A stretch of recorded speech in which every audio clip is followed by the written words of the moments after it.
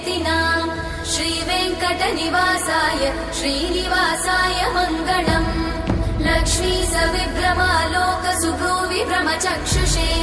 चक्षुषे सर्वलोकानां